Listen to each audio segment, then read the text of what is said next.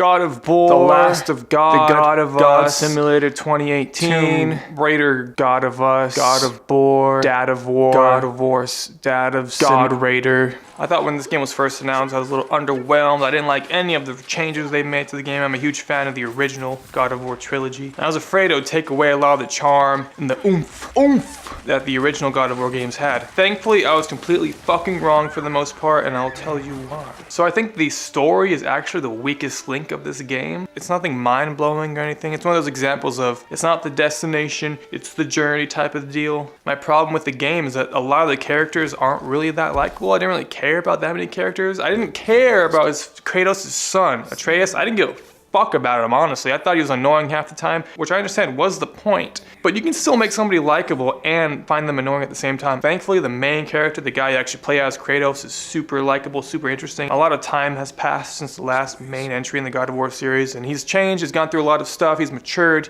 he's older, he's wiser, yada yada, but he's still the same Kratos. I was worried they're gonna do a complete 180 on his character. He's still Kratos, even with a new voice actor, which does a phenomenal job. Changing the setting from Greek mythology to Norse mythology, Thor, Odin, all that shit was a neat and welcome change as well. The ending of this game didn't really hit me as hard as I thought it would. The payoff is still there. It's still a nice closure, I guess, but I felt like the game was just build up to something else. And even though the story is kind of and what saves the story, I think, in the narrative as a whole is how it's presented, how it's executed. The way the story is told and paced is really well done, even though there are some slight hiccups here and there with the pacing. I do think the game slows down a little too much here and there, but as a whole, it's executed really well. The villains in this game are B-listers, C-listers from Norse mythology. You don't really see any of the big boys in this game, not yet. They're still intimidating enough. You still want to kick their ass. You still want to see them die and explode. The characters, the side characters, while good, aren't mind-blowing besides Mimir. Mommy. Him and Kratos are the best characters in this entire game. And even though I didn't really like Atreus personally, the chemistry between him and Kratos is there. There are some nice moments, some nice father-son moments, which were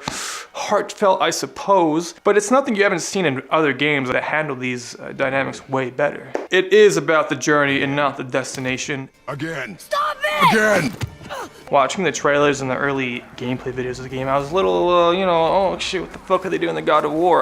The combat looked clunky, it didn't feel weighty or anything, but when you actually play this game, you feel the hits, it's fluid. Play on the harder difficulties, you'll get your fucking shit wrecked, you will die a lot in this game. The game's a lot more open than previous God of War games. It's very similar to Tomb Raider, which the director of God of War, Cory Barlog, worked on as well. You can definitely see the influences he learned from that game carry over here. You spend a lot of time on a boat, riding around, exploring Nordic lands. You can also traverse through other realms, which I thought was really awesome, something I didn't see coming either. Some of them are just there for like kind of dungeon-based S-type gameplay. Either way, they're all really well handled and they just add some more length to an already lengthy game, which is awesome. I was impressed by how fresh the combat stayed. During the more longer fights, you can get in a nice rhythm of blocking, rolling, attacking, doing your special attacks, all that good stuff. You can upgrade your fucking boy, get him some new bows, get him some new clothes, get yourself some new clothes, get yourself some new axe handles. Very light RPG, but it's there, and I think it works. There's a lot of hidden items to collect. This game is pretty fucking long. It took me around like 30 hours to beat the main story. It is a pretty lengthy campaign, so thank fuck the combat is really well done here. The Leviathan axe is really fun to use, the shield's fun to use, your fucking fists, Spartan rage, all that stuff's really fun to use. It's just a shame that the actual enemies you fight aren't that inspiring. They don't feel as good to kill as previous God of War games. When you tear them apart, they're just like lava goo inside of them. Yeah, I want to see blood, I want to see guts, I want to see Kratos covered in blood. It's still there, you still chop off heads, you still rip people apart, but it's just toned down. Another huge aspect from God of War is the boss fights, and this game has an amazing boss fight in the beginning. It's one of the best boss fights in God of War, I think, and that's the best boss fight in the game. There isn't a single other boss in the game that reaches that level of intensity. Now, does that mean every boss fight in this game shit? No, they're all good. They were all great and fun to fight. It was just a shame to see that none of them reached that peak the first fight started for you. The gameplay was definitely a nice surprise for me, and it is challenging. It's not a button masher, which was surprising. You can't just go around swinging your axe nonstop at people. You have to block, you have to roll, which was awesome. Here, cats.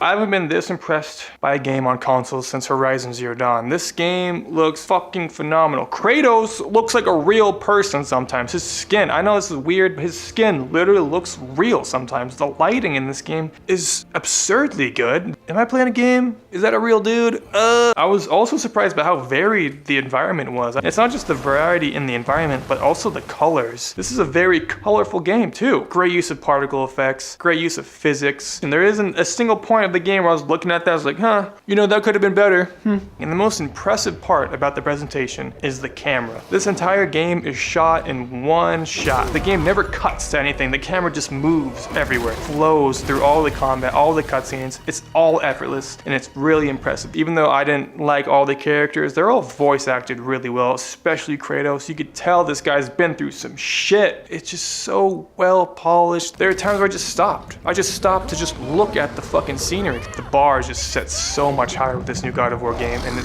you can tell they put some time and effort into this game. And not just time and effort, but passion. And that's really important here. This game feels like it was made by passionate people. Corey Balrog, clearly passionate about this game. He worked on God of War 2. The presentation's so good that it helps amplify the weak story because the camera and the voice acting and all that. The presentation is the highest point of this game. It's so phenomenal.